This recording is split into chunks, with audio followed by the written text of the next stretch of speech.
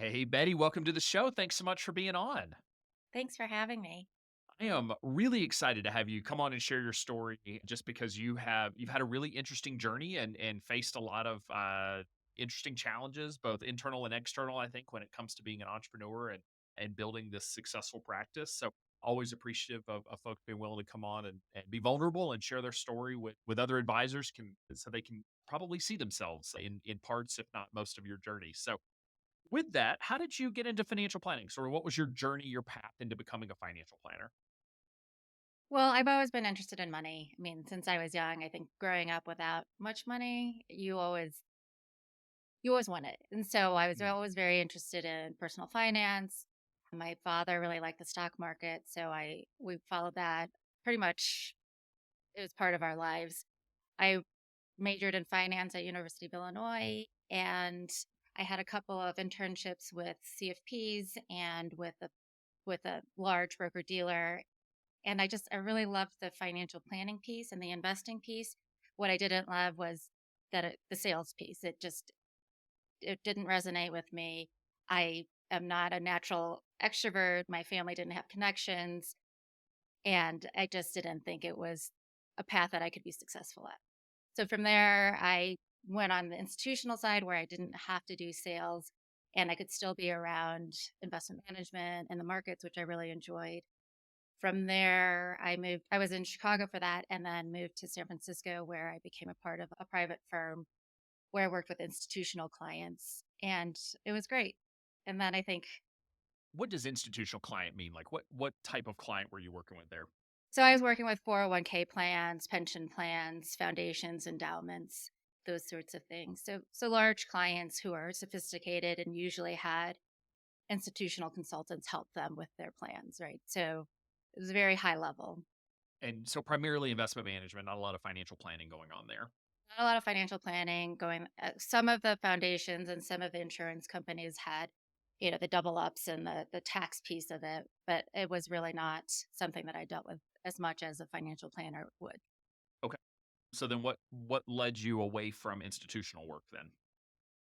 My son was born and he was sick, and he was born sick, and that was something that neither my husband nor I thought that I would ever leave my career. I'm very ambitious and career orientated, but he was sick. And that continued throughout his, early years. And it was something that as a mother, I say my heart grew three sizes like the Grinch when he was born because I we didn't really expect me to have a maternal instinct, to be honest. Hmm. And nothing like a sick child to bring that out. So we talked about how we could make this work, dealing with a child who needed a lot of care. And I really felt very strongly that that needed to be me. And that was a huge decision for our family because I was the primary breadwinner and we loved San Francisco, and that's where we thought we would raise our kids. But that's where a lot of the financial planning came in. And I credit my husband for that because he said, well, if we're going to do this, it changes our lifestyle considerably and it changes the trajectory of our net worth and the life we thought we would have. Right. Um, and so it took a year and a half of planning and saving and making hard choices. And and we ended up moving to Denver. We needed somewhere where we could live on one salary comfortably. And we didn't know what would happen with my son's health. So I wanted to have basically we called it my retirement, right? I needed to earn a certain amount to be able to walk away from that job, and we needed to feel comfortable financially to to have me be a stay-at-home parent for however long that meant. And Okay. that's how we ended up in Denver. So what year was that? That was 2006 when my son was born. Okay. So 2006, you're making that decision. I guess that means you got to skip 2008. What a great time to not be Well, in I financial was services. yeah. Well, I was still there in 2008. I Okay. left early in January 2009 because I we still we're planners. Naturally, Mhm. both of us are planners. And so we needed to make sure that it made sense and put all of the pieces into place. And also my firm was very small. I was very loyal to them. They treated me really well. and I became a shareholder and partner there. And it, it was a big decision to leave the people and the firm that I grew to really love. And so, yeah, we left 2009, and I actually had clients who had reached out to me because they thought it was because I was leaving because the markets were so terrible. Sure. And I said, no, no, this is truly my decision. And so I was a stay-at-home parent for a couple of years and then my second son was born. And, I always missed that work piece of me. It was a really big difference from being corporate, having an assistant, wearing suits every day, and being an adult, right? Hmm. To not having anything, not having anything to show for at the end of the day, right? And using very, very small words and, breaking up with my child almost daily because he wouldn't listen. And so it was very humbling. It was very, very humbling. I appreciate you sharing that because I think we talk about it like, oh, it's just going to be this natural experience and you're just going to be, spend all this time with your kids and it'll be great. And it's like, it is great, but it's also really hard. And to your point, like there's an identity shift when you move away from corporate world into being a stay-at-home parent. And then that same identity shift when you got back into into work mode, And so like it's not an easy time period by any stretch. No, and from there, I was always wanting to go back to work, and then my second son also had some health issues that pushed off me trying to find anything for another couple of years. So, yeah, I mean, I went into finance because I don't like cooking, I don't like healthcare stuff, but yeah, I think I must have killed people in my previous life because my life was cooking and needles and my other son has type 1 diabetes. So it's just a lot of things that life throws you where you said, "Okay, this is not what I expected. This is not how I thought my life would go." But it has been the greatest gift. And I remember people telling me that, but it's hard to believe when you're in the trenches. Yeah, a good reminder for everyone who's thinking about saying that to a stay-at-home parent that this is the greatest gift you'll appreciate one day. Just don't say it. Just keep it to yourself. It is So, true. It is true where yeah, it's a slug. Yeah, yeah. it's not easy. I also like to say, as the parent of a couple young kids, like never be the you just wait parent either, or the you just wait to the parent of young kids because we know how this works, but it's not helpful. Well, no, I tell people it's different now because I remember having 2 screaming kids at Target and sweet moms looking at you like, "Oh, just enjoy, it's great." And now that I'm on the other side, I was like, "Whatever, lady." Now that I'm on the other side, I'm like the creepy lady who's, "Oh, precious." And then I get to go in my car and drive away and be fine, so Exactly. Yeah, it's easy to say, "Oh, you'll appreciate this one day," when you aren't the one who has to take those screaming kids home yeah, and get them where in you're car like, seats. I haven't slept in like 3 days. These are the same clothes I've worn for a week." Oh, definitely. So at what point in this process did you get your CFP? Because it doesn't sound like you were doing much planning outside of internships and such like you on the institutional side, but did you get your CFP there or was it during this time period? No, so from there, when my youngest started kindergarten, because they were much more support, it's a public school, so they're much more able to support my son with his type 1 diabetes. And I needed something for myself. So I started reaching out, and my criteria was it had to be totally flexible, right? It had to be something where if the nurse calls, I'm there for both of my kids. And I need to be there at every party because both my kids, those are those are places where things can go wrong for Sure. them. How about that? And then I had to work with smart people because I love to learn and they had to be ethical, right? And that was one thing that could not, I cannot, I cannot, wiggle. There's no wiggle room there for me. And I know that about myself. And also, I had to be used. By no means, that's the one thing that I've learned about myself. Like, I have to have purpose. And if I'm there just to be a picture on to show that you have diversity, that's not Mm, okay with. So I did talk to a lot of firms I who wanted to hire me for my financial planning or investment management sort of thing. But I met with a person to work for a hedge fund private equity group. because it was sort of, I call it my bad boyfriend stage, right? Like I I'm from the buy I'm from the buy side. I'm from the buy side where, buy and hold. My old firm was very much value, bottoms up. And this was totally different. It was, you know, selling short, and it was looking at firms in a different way. And I thought that was really interesting. And the private equity piece, I really found it fascinating to talk with entrepreneurs. I'm not a natural entrepreneur, but seeing these folks, and some of them had crazy ideas, right? I mean, Yeah, and how much passion and self belief that you had to have for that, I found it really fascinating. And I did that for a couple years part time, and they were great and fabulous people. But I was finding myself at meetings or events where I was the only woman, and also the only um, person of color. So it was sort of like, these aren't my people, and from extreme wealth, right? Some of them were self-made, which I really enjoy, but some of them, was inherited wealth, which there's nothing wrong with that, but it was just the extreme wealth, the male domination, and the whiteness of it that I thought, okay, maybe there's something different for me out there. And that's when I started to explore. I started taking CFP courses just to see. It's always been something of interest to me. And I thought maybe there's a different way. Maybe I could create something where people like me could find somebody that doesn't make it stuffy, doesn't talk down to them, and can make it comfortable if they're just looking for something a little bit different. And that's how it started. I love that. I love the bad boyfriend stage because yeah, I mean that really is a different.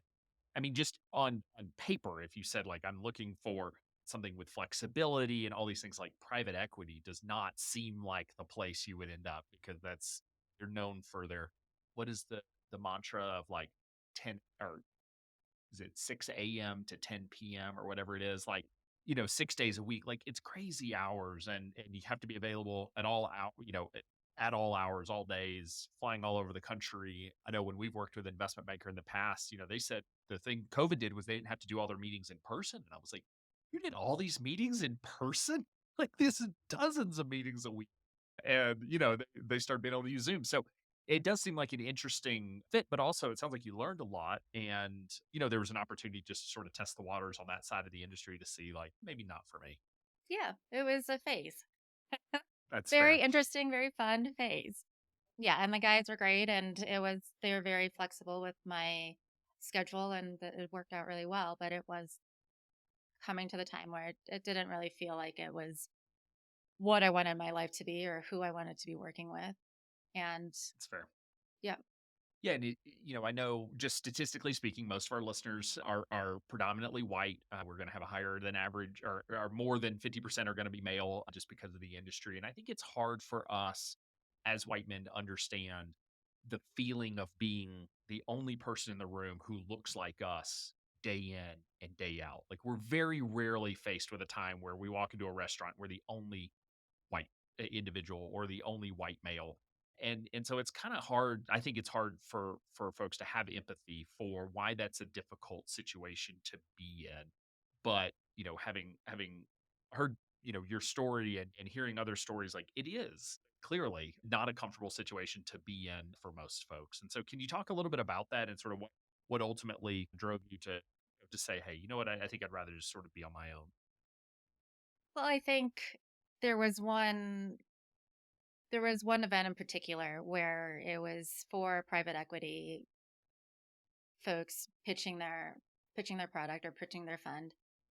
And one of the presenters had nudity in his presentation from Airplane. And I think Airplane's a fabulous, hilarious movie. But in a pitch meeting from somebody that I know is meticulous about data and presentation, for him to say, oops, that somehow slipped in, he, that was a little much for me. And in that particular one, I was the only female and only person of color there. And then in the same meeting, another fella, his pitch was, kind of a play off of Bernie Madoff and how it was a joke that he he wouldn't want his investors to think he's going to run away with me to another country because I was the only female in the room that would work with, right? Because Hmm. it was those sorts of things where I was like, no, I don't need to do this anymore. Cringy. That's harassment at that stage. I So guess. I mean, I think we just you know, I've come from a lot of microaggressions and harassment, and now I have a little bit more language. I think where I'm older, so I'm 46, and it's sort of a lot of the language I didn't really have until the Stop Asian Hate, and I thought, oh my gosh, this shouldn't be okay, that's fair. and that it was a big education for me too, right? Well, thank you for sharing that. I really appreciate it. So it was about 2018 then that you decided to launch your own firm? It was. I talked to a few companies first because I'm not a natural entrepreneur. Again, I don't sell things. I want to do what's best for people. I had a real passion for helping women who didn't necessarily meet certain minimums, right? And I also still I'm my maximum, or I try to stay within 25 hours a week. So I still was looking for that ultimate flexibility. I still needed a lot of flexibility with my kids. And I didn't want to be honest, I didn't want to put on makeup and, put on pants that buttoned like every day, right? So, I was looking for a lot, and I really didn't think that I would find any, but I did have a lot of people who were interested, and they said all the right things like, yes, you'll have diversity. Yes, you'll have flexibility. No, you don't have to meet any minimums. No, you don't have to come into the office because I do come from a unique background, and I'm of a demographic, an age demographic that's perfect for people. And um, I just didn't believe, right? Mm. There was a lot of one there are a couple places I came really close to, but I didn't realize that my investment philosophy was so stringent, right? We're not even married yet, like, and we're already having these clash of ideas where I don't want to I'm not I'm not one of those people who can sell something or even pretend to like something if everything in me says no way. So was it really like firms that had more of an active management philosophy and you were coming from more of a passive background or vice versa? Well, my old firm was active management. It was deep value and active. And no, I don't have a problem necessarily with that. One was pretty tactical, right? That was the one that had the rub. And another firm was, they said I didn't have to sell within their suite of products. We want best in class. But I think coming from industry, we all know best in class, okay, right? Like, The best of the ones that we sell and get right, hired. exactly. I mean, I think at not my age, but just my experience level is you kind of know when there are things being sold. And I wanted to believe them because I didn't naturally want to be on my own. And then the others, it was active management, and he wanted a partner. And I didn't want to get to a place where, I learn really fast. I like to do things quickly. I didn't want to always be the B player to his shine, Hmm. if that makes sense. Like, oh, we'll bring Betty in when there's a couple or Right. Yeah, I mean, you say you weren't a natural entrepreneur, and yet so many of the things you're talking about are the reasons for why people ultimately decide to start their own firm. So when you say you're not a natural entrepreneur, like what do you think of with sort of a who is a natural entrepreneur that you were sort of comparing yourself to? even when I finally decided to do it, friends who were entrepreneurs say, "Can you sell?" And I said, Mm. "Absolutely not." Right? I mean, no. I will point you to great options and I hope you pick me, but that's not, I want what's best for people who come to me, right? I want to do what's best for them. And I think that's what's been great about XY or Limitless or NAPFA is I really feel like I've found a community where it's true, right? Yes, we all want to grow, but we also want people, the general public, to have someone who's the right fit. Sure. And I've So given it up big really was the clients for sales that. side. So it It was was the sales side and yeah, and being out there. I mean, I wanted to put an avatar on my website. I always fight with my website is I don't want my picture out there. mm. These sorts of things are not my natural thing, but I'm trying to be better about being out there. So you wanted an avatar on your website instead of a picture. Was that, do you feel like that was a confidence challenge, or was it just you didn't want your profile to be that public, want a little bit more privacy? Like where I do you think feel the like that comes privacy from? piece of it, and I'm not used to being product, right? As a solo practice, it's hard to argue like what are what do you really when you choose me, I'm the reason, right? Right. Yeah, I mean, in many ways it's easier to sell a product that has, 50 pages of description and charts and graphs and all that. When we're selling ourselves, when we're selling a relationship, it is about us and being at the center of that. So, it sounds like there was a, I don't know if you resonate with the term imposter syndrome, or sort of what all it was you were facing in terms of confidence and being willing to be at sort of the center of that that sales component of the relationship. But like, how do you feel like you've been able to move through some of that lack of confidence, and you've built a successful firm, so clearly you've been able to find a way to make it work for Well, imposter syndrome is huge, right? I mean, that's one of the reasons why I would have liked to have gone with a firm that was more established so that I could gather more information or absorb from a mentor. I would have liked that piece of it. I mean, I think the imposter syndrome still, I struggle with it now, but I remember, well, so I didn't have a Google business page, right? Because my hope was just to be a very small shop of people who word of mouth, and that just didn't happen, right? you? And Sure. that was I think I was at the end of year two, and I was like, this isn't sustainable from a financial standpoint. I want to help people, but I cannot be a charity, right? I don't need I don't need to make a ton of money, but I would like to make some money And so for you how just weren't much I bringing in work. clients at that point just because you hadn't really put yourself out there. Yeah, yeah, and I did find that things picked up when I was searchable. That helped. But I decided I didn't have the finances, but I decided to spend money on Carl Richards membership, and that really helped me. I mean, a lot of his message was play in traffic. Yes, and people can't find you if they don't know where you are. Mm. And that really spoke to me in just little ways that I could get myself out there more. And that what I'm doing is what I'm trying to accomplish is valued, and it's not about the dollars. It's about being, real financial professional. And I found more of a community there as well, where I found, okay, we all want to grow, but we all want to do the right thing for people as well. And that's, I think, coming from, my background, we've all seen shady things happen. There's a reason why financial advisors, like, you want to cringe when you hear that word.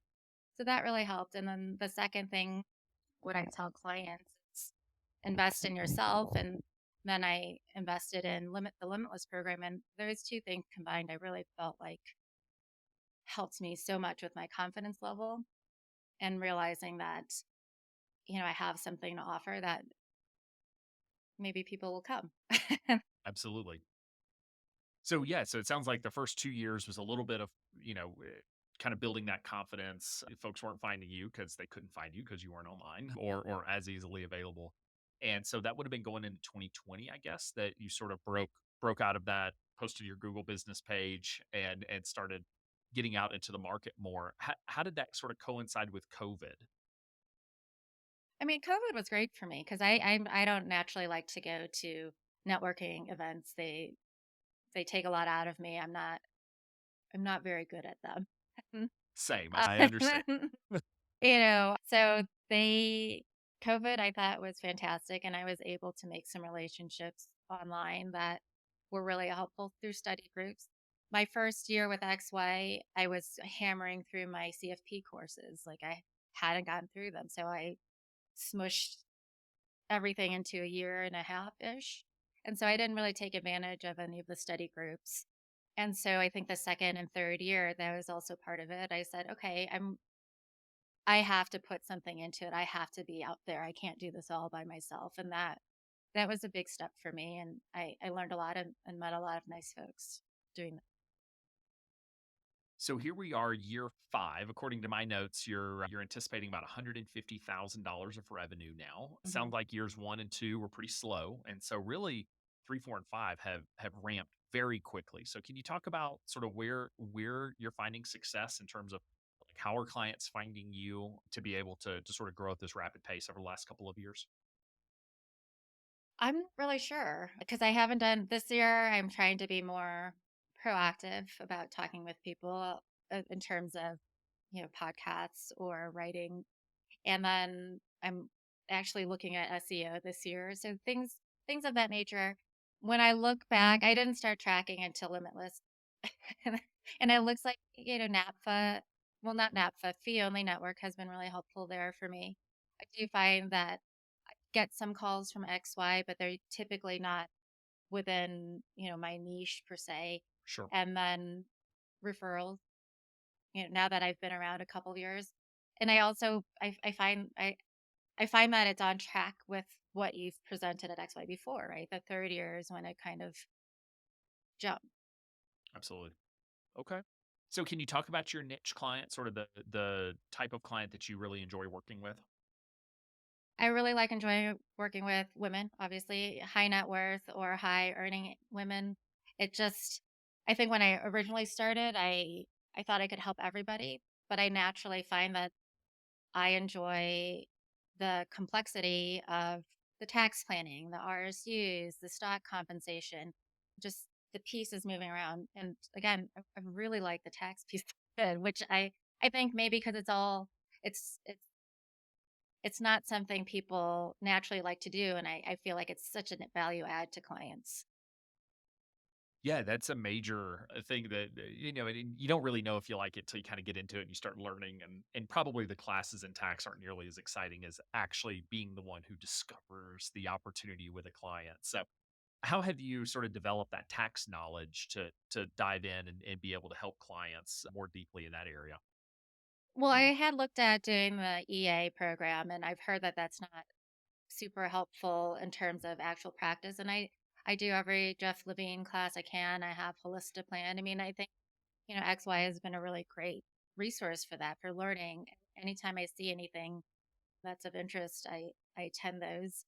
Holistic Plan puts out a lot of great content. And then I also sometimes attend classes from CPA Academy. I don't get credit for Mm. it, but again, it's something that I feel like is helpful and it continues to change. And I don't know, I like learning. So So, how many clients are you serving right now? in households, Okay, so 19 households making about $150,000 over the next year. You also mentioned that you wanna stay in that 20 to 25 hour mark or sort of that range. How close are you getting to that 20 to 25 hours? Do you have some capacity or are you starting to hit some of those time constraints? I definitely work more in the last. I mean, this is again coming from a limitless place. So like, what's my ideal practice? And I've never really thought about it from that standpoint. My natural instinct is to you put your head down and you work, right? Mhm. You outwork everyone. And that's again at my stage in life, like I've decided, you know, my kids are my priority. Being there for them and having enough bandwidth for them is really a big priority for me.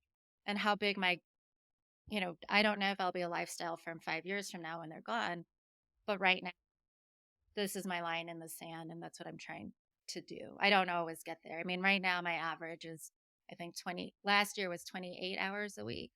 I mean, so some weeks I'm working a ton and some weeks I'm but I would like to get down to that 25 hours a week with time off. And I will say I'm not great about taking time off. And that's one of my goals through Limitless again is okay, as an entrepreneur, you're and a solo practitioner, taking time off seems like you're leaving something that that could fall down, right? You're leaving something in the air. I rarely meet people who know how many hours per week they worked. So how are you tracking that to keep an eye on it? Excel. Okay. If my whole life could fit into an Excel spreadsheet, good, What can great. Excel not do? I So don't know. are you I was like, manually can it tell tracking like me? Yeah. so are you What? manually tracking like daily, weekly in terms of number of hours worked so you can keep an eye on it? I track daily or I try to. I've again, Limitless, there's Ben Brandt showed his spreadsheet, which was crazy. And I've been trying to use Toggle to see where I'm spending my time because, I'm always gonna allot time to learning because that's what I love to do. And the client work should be there as well. I'm trying to figure out in terms of administration and compliance, like, okay, how much time am I really spending there? And what do I want to eventually offload? Sure, outsource some of those tasks. Yep. And I also appreciate you saying that about, having the energy as well for kiddos, because I think so often we think about time like, oh, well, I have X number of hours to do this and X number of hours with the kids. And and so much of it for me personally is how much energy gets put towards work and therefore how much energy is left at the end of the day. Because if I'm working from 8:30 to 4:30, it's like, all right, great. Like that was an 8 hour day. And now I have two my kids go to bed at 7. So I'm like 2.5, 3 hours with my Right. kids, but many times I don't have the energy to have 2.5, 3 hours with my kids, and I end up getting maybe 30 minutes with them, really. And so just being aware of that and proactively carving out not just time but energy is so difficult, but it really does take a lot of intentionality when you have something like a small business that can drain 110% of your energy every day if you let it. Yeah, and the same trying to make time for friends, right? Everything we read is invest in your friendships. And, I will admit in San Francisco, all of my friends, 100% were from work, right? Sure. Because that's where I spent most of my time. And they're amazing people, but that was not okay, right? Looking back on it, like I need to make relationships outside as well. So it's trying to make my life more balanced because I like working, right? Like I like feeling productive. And I think even at XY's, there was the keynote speaker one year talked about purpose, the power of purpose and passion. And it really spoke to me because I love what I do. And that's amazing. But I also have to remember that there's other pieces to my life. And that's always been hard for me. Same. I just got done reading The Good Life, which is a really fascinating book, and it's based on a Harvard study that's been going on like 80 years now, I think. And it's all about, I mean, they track hundreds or thousands of people over this long period of time. And so they have great long longitudinal data around really all of these people's lives. And one of the common threads they found is just how important relationships is to happiness. And they're able to hold, look at income and wealth and if you came from wealth or if you made it yourself and just all of these different components. And it all comes down to relationships, which is interesting because, um, as financial planners, I'm not sure how many, but probably single digit percentage of financial advisors, if that, if any, really ever actually sit down and ask their clients, like, how are your friendships? Like, are you investing time and money in your friendships? Like, I used to find it difficult to even get advisors to talk to their clients about their marriage. Like, are you investing in your That's marriage? interesting. Like, Yeah. the most important. But are you, separately, like, are you spending time or developing relationships, investing the time, money, and energy there? Because we think a lot about, are we maximizing our 401k? And that's great. Hopefully that leads to retirement security. But like in the end, that's actually not what makes people happy. And so I love that you brought that up. It's something that's been on my mind lately around how do we encourage entrepreneurs that this isn't that we became entrepreneurs so that we would have the flexibility to live our life and to live our great life. Right. And so often we let the business go a different direction and not give us that time and capacity. But it sounds like whether you're there yet or not, you're at least thinking about it and spending the time thinking about how to improve. Well, I'm very conscientious of it because I naturally it's hard, when we have the external yardstick. It's learning how to use the internal yardstick, especially in our business where you're measured by AUM and you're measured by how many clients you're bringing in. Or that's one measurement, right? So it's Sure. hard for me, right? It's that competitive part of me is like, well, I should be doing that. And then I have to take a step back and it's constant, right? I have to take a step back and say, what do I really for my life? And what does that mean? And maybe and giving myself the permission to change my mind. Yeah, I love that as well because you mentioned that you may not always want to be a lifestyle focused practice, but where you're at today with your kids' ages, that makes sense for you and your family. And I love that too because I think that so often we make feels like every decision we make in business is forever. Like, Hmm. oh, if I say I'm going to be a solo, I'm going to have to be a solo forever, and I don't know if I want to be a solo forever. And it's like, look, what do you want to do this year? Right. No, and, it's so true. and it's okay to say, hey, like this is what I need now. And when kids are out of the house, I want to go boutique, or I want to bring another advisor, or just bring in additional help, and I want to make twice what I'm making now because I'm willing to work twice as many hours. Those are decisions you can make over time. Do you have a framework for how you're working through? Because you've talked about like some of these have been, annual goals, things you're focused on, taking a step back and reviewing. Like those are things that I find we do naturally. So do you have a system? Is that mostly coming from the Limitless program, or do you sort of have your own system for trying to keep yourself on track and focused on what really matters? Limitless definitely gave me a framework. And it also talked a lot about focusing on one thing per quarter, which helped me because everything always looks shiny and everything always looks like, oh, I should try that or that would be great for my clients. And really focusing on one thing at a time helped. And the reflection, right? Through Limitless, they have a program to do that. But I also I mean, I'm a big fan of James Clear, and he does an integrity report in June. So I've started to implement that for myself. Like, what do I really want from life? Right. Work is always going to be a big part of that because, again, I need that purpose. But it's just trying to make sure that my life, where I'm spending my hours, is where I want them to be. It's intentional rather than just kind of run away. Can you tell me more about that June, the integrity letter? I've not heard of that. Well, it's a time where I mean, he writes down what he wants in his life or what are his true values if he's reached them that year and what his what the values are for next year. And it's just an integrity, like, am I living the life according to my values, right? It's life planning basically, but it's just a reset. And he does it in June because why does everything have to be year end? What So, right. So and it's a kind of a nice time for us planners because there's, there's not it's not typically as busy during the summer. So I just find that a nice time to reflect. I'm a big fan of Gino Wickman, who's the Mm. author of the traction system that we use here, or the EOS system that we use here at XYPN. And he's one that talks about he spent the last 25 years focused on helping people build and run their business. And he says he wants to spend the next 25 years focused on the individual. Interesting. But he has a book called EOS Life, and it really sort of breaks down like that in the end, we want to do the work we enjoy doing with people we enjoy doing it with, that we're properly compensated, but that we also have time for outside activities, things outside of work that we want to do.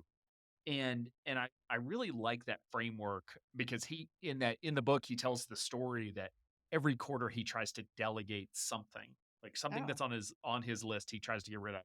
And one year he or one quarter he said he came to it, and the last thing that was on the list was to sell EOS worldwide, like this business he had created that he ran, that he's known for. He didn't really want to sell it. It just his thing was he had to delegate something. He delegated so many things that he was left with selling a business so that he could focus on these other endeavors, which was just it blew my mind because I can't even imagine having that. I would just be like, no, I'm not no. delegating anything this quarter. But Yeah.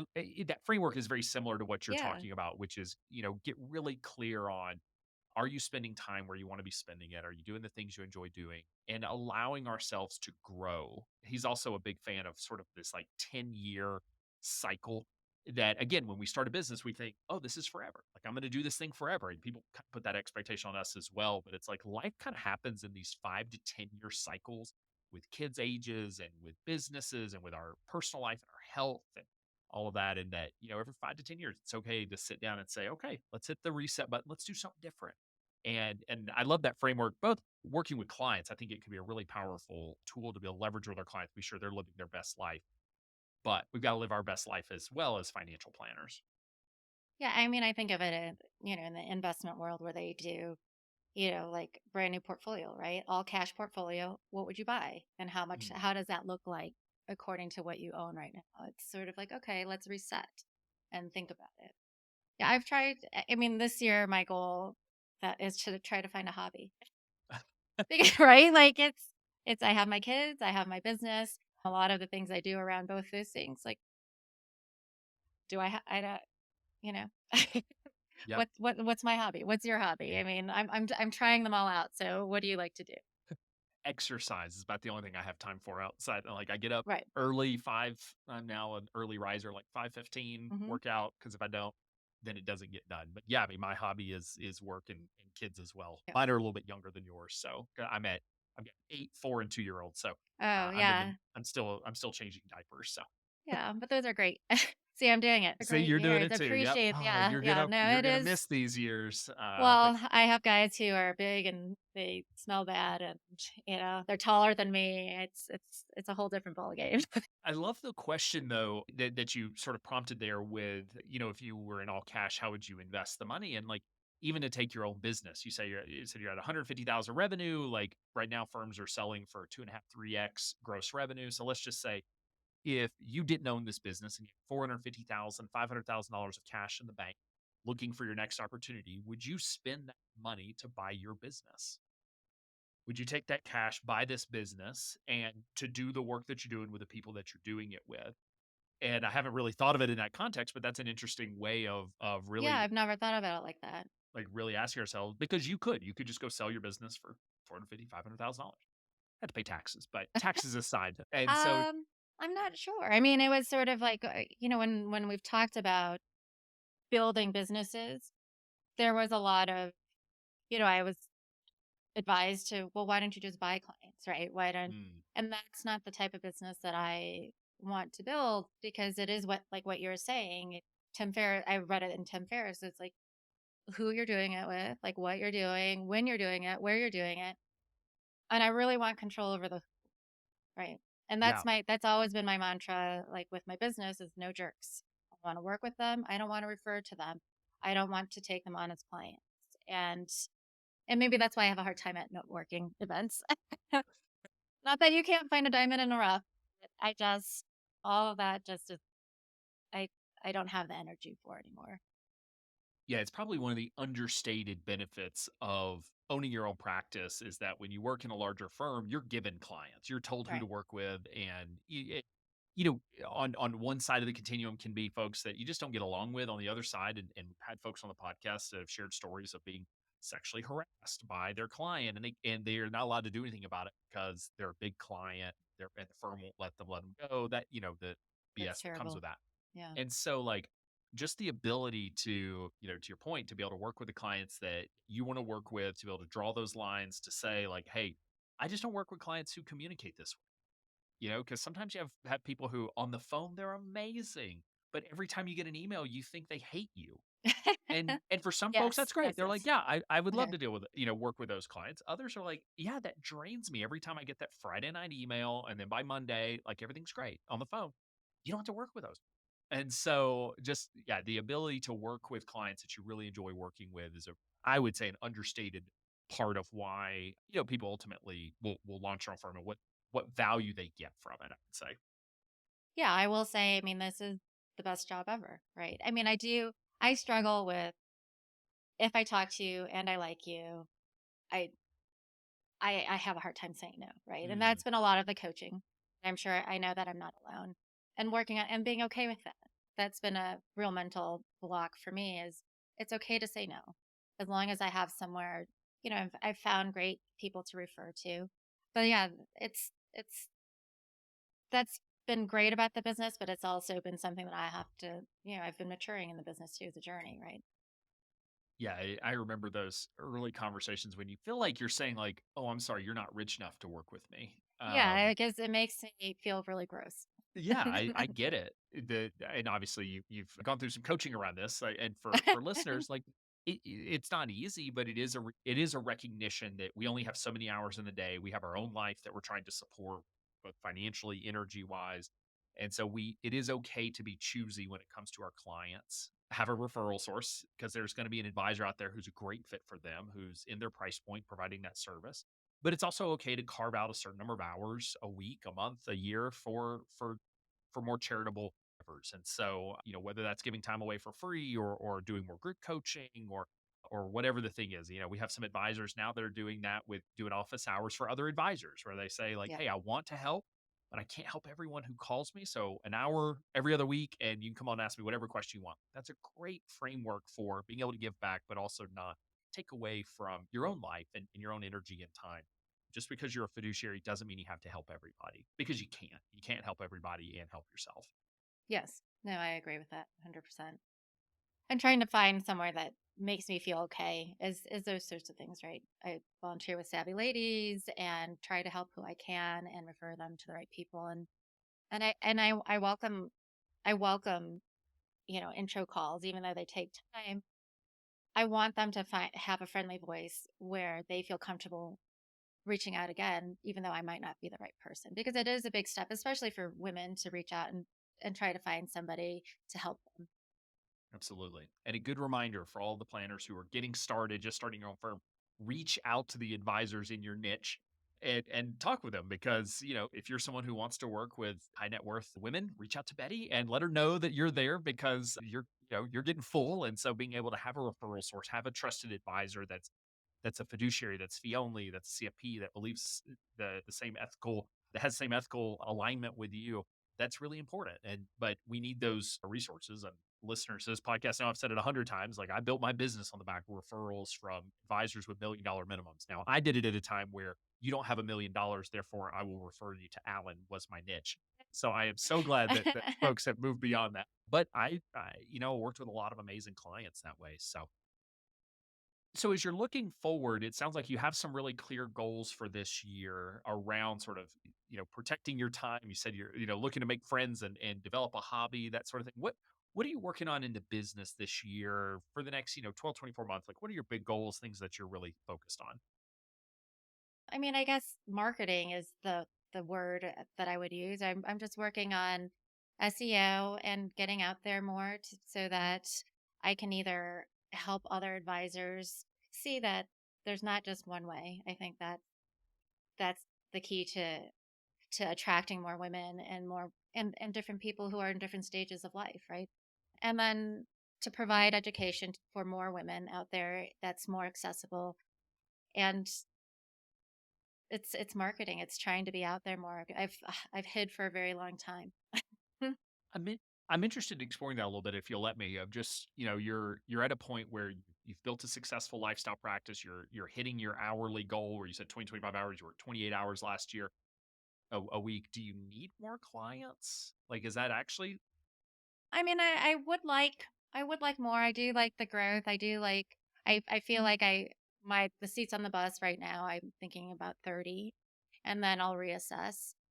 And I like the growth of it, right? I like the trajectory. I don't necessarily need to take 10 a year, but if I get mm, one or two great clients a year, that'll make me really happy.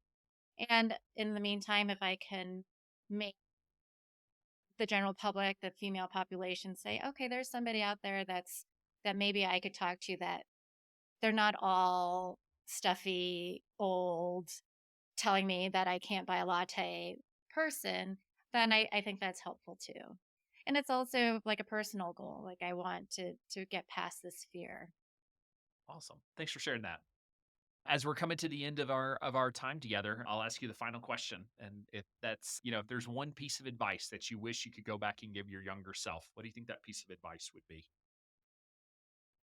Take advantage of the groups you've I wish I had taken advantage of XY and everything it had to offer when I started. I mean, I know that I was pushing through the CFP, but finding your people, even though it's painful, it takes a while. I feel like that's really changed everything for me. And that's XY, NAPFA, Limitless, Carl's group.